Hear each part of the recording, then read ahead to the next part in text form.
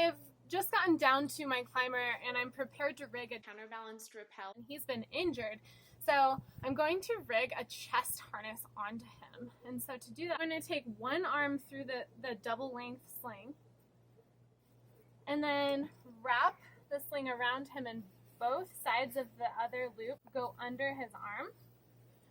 So it's around one arm, but it's going under the other arm. And then if you don't have a double length sling, you can take two single length slings and girth hitch them together.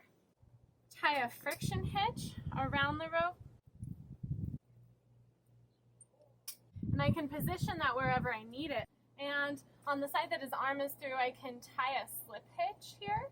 So I'll just make a twist and then take a bite through that twist.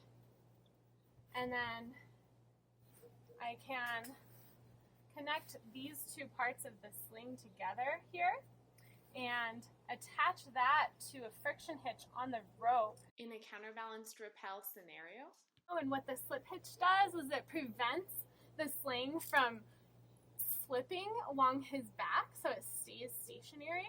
And in a vertical setting, as he's weighting the friction hitch, this rope will be above him, so it will effectively support his upper body to stay upright if he has a minimized ability to do that himself. And the reason that we use this method as opposed to other methods that have been taught is because this method has a less likelihood of slipping up around his neck and causing airway issues. And you can do more things with this harness if you have someone who's smaller. But the main thing is that you want it to be tight enough so that it doesn't slip up around their neck. If we wanted to put this around a smaller person, then we could just take one of the bites of the sling and take up some of that material with an overhand on a bite or a figure eight on a bite.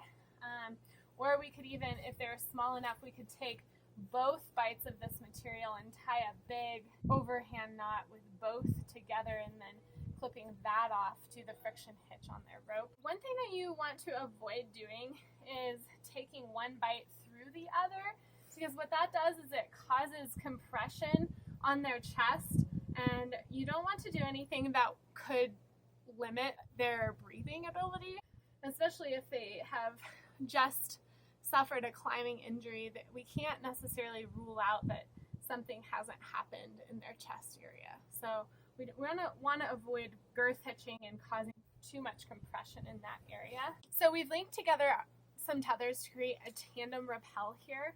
And if we wanted to support his upper body with a chest harness in this scenario, then instead of a friction hitch, we could just clip his chest harness.